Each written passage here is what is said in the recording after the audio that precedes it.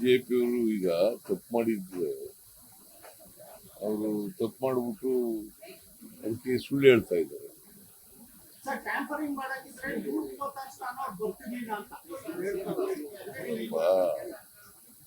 ನಾವು ಕಳೆದ ಲೋಕಸಭಾ ಚುನಾವಣೆಯಲ್ಲಿ 16 ಸ್ಥಾನಗಳು ಗೆಲ್ತೀವಿ ಅಂತಕ್ಕಂಥದ್ದು ನಮ್ಮ ಇಂಟರ್ನಲ್ ಸರ್ವೆ ಇದ್ದವು. ನಾವು ಗೆದ್ದದ್ದು 9 ಸ್ಥಾನಗಳು. ಅದರಿಂದ ಅವರು ರಾಹುಲ್ ಗಾಂಧಿ ಅವರು ಹೇಳ್ತಕ್ಕಂಥದ್ದು ಕೆಲವು ವಿಚಾರಗಳನ್ನೆಲ್ಲ ಎವಿಡೆನ್ಸ್ ಮೂಲಕ ಹೇಳಿದ್ದಾರೆ. ಏನೇನು ಆಗಿರೋದೆ ಅಂತ ಹೇಳಿದ್ದಾರೆ. So all those are available in the election commission, state election commission, central election commission. So ಅವರು ಇದಲ್ಲ ಅವ್ರ ದಾಖಲಾತಿಗಳನ್ನೇ ಪ್ರಸ್ತಾಪ ಮಾಡಿದ್ದಾರೆ. ಕೇಳ್ರಿ, ಒಂದೇ ರೂಮ್ ಇರ್ತಕ್ಕಂಥ ಕೊಠಡಿಗಳು ಸುಮಾರು 80 ಜನ ವಾಸ ಮಾಡಕ್ಕಾಗತ್ತ?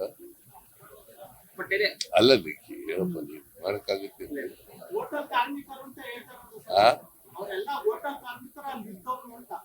80 ಜನ ಇರಕ್ಕಾಗತ್ತೆ ಒಂದು ರೂಮ್ ನಲ್ಲಿ? ಒಂದು ಸಣ್ಣ ರೂಮ್, ಓಣಿ ಇಲ್ಲಯ್ಯ, ಸಣ್ಣ ರೂಮ್ ನಲ್ಲಿ 80 ಜನ ಇರ್ಲಿಕ್ಕೆ ಸಾಧ್ಯನಾ? ಅಲ್ಲಿ ಆ ರೂಮ್ ನಲ್ಲಿ 80 ಜನ ಇದ್ರು, 80 ಜನ ಓಟ್ ಹಾಕಿದಾರೆ.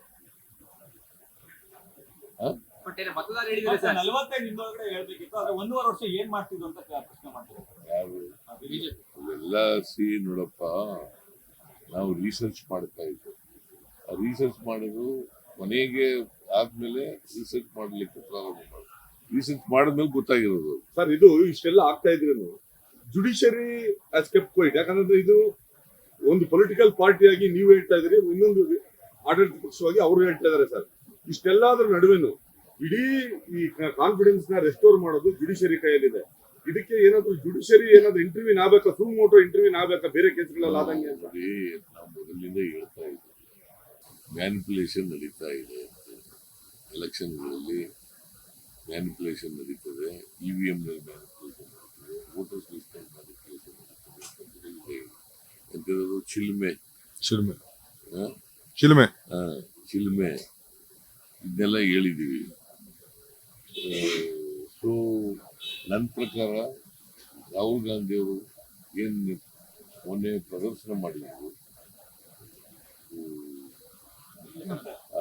ಇದರಲ್ಲಿ ಮೀಡಿಯಾದಲ್ಲಿ, ಅವೆಲ್ಲವೂ ನಿಜ ಅಂತ ಅನ್ಸುತ್ತೆ.